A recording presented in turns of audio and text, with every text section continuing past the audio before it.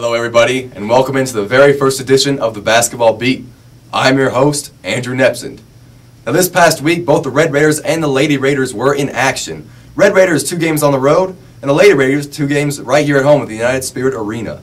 So without further ado, let's get right to it. On Wednesday at home, the Lady Raiders took on the Iowa State Cyclones and beat them up by a score of 61-50, with Kiara Mallard putting up 19 points and grabbing 9 boards, and Anna Prince for Iowa State with 12 points and 3 rebounds. And Saturday at home, as you all know, the Lady Raiders beat up on the Lady Bears, who were previously ranked #1 in the nation. Casey Morris, 13 points and 6 rebounds as she played all 40 minutes, and Brittany Griner with 15 points, 6 boards, and 5 blocks, and she even had a dunk in there.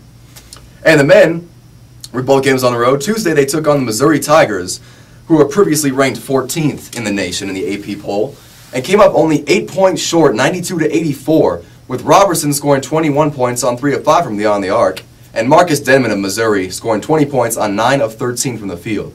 And then on Saturday, they also upset the Baylor Bears, with Brad Reese scoring 17 points and Robert Lewandowski getting a double-double with 12 points and 11 rebounds, and Lysarius Dunn with 21 points for Baylor. And now for the Basketball Beat, we have Joshua Koch, Lady Raider beat reporter for the Daily Toreador. Josh, how are we doing today?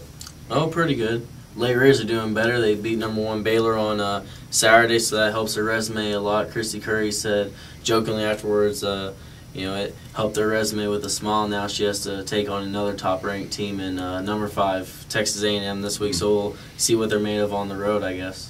Now, you said it's a resume builder. How exactly is it a resume builder? What does it do for them?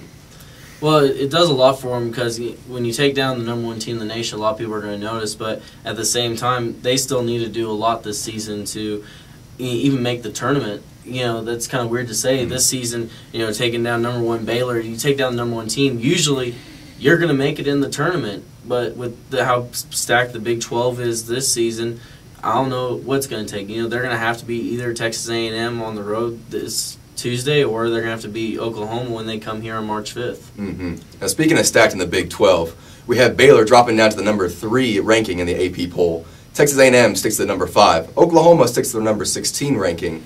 And Texas Tech just about 20 votes short of getting to the top 25. And somehow, at a record of 18-8, the Iowa State Cyclones are number 25. Now, Josh, how is this? How are they still even in the top 25? You know as much as I do. I don't know why they're still in the top 25. You look at their schedule, and the only big win that they've really had this season came back in November against number 25 TCU, and that was a non-conference play.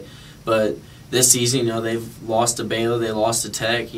I really don't know why they're still ranked right now. Their RPI must be higher, the strength of the schedule, because the earlier season they played so many ranked opponents in the non-conference. That's something that Tech didn't do. Tech didn't play a very tough non-conference schedule. A lot of people say, well, Tech started 16-1.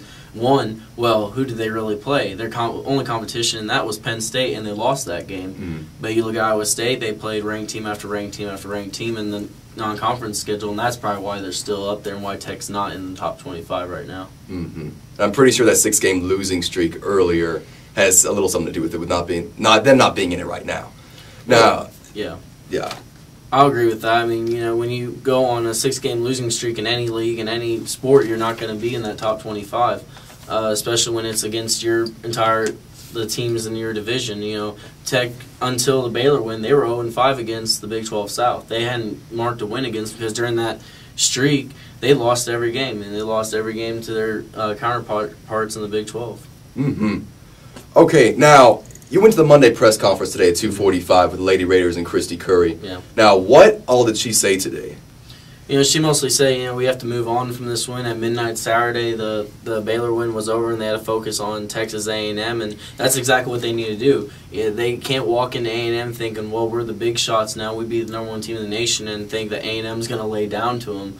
I talked to Gary Blair as well from Texas A&M earlier this afternoon, and he said, his team's got to be ready for Texas Tech. They got scared against Oklahoma State. Oklahoma State almost beat them in A&M on Saturday, and he said his team was definitely scared, and now the last 2 days of practice has shown that they're really stepping up, they're focusing, and he expects it to be a good game between him and the Lady Raiders.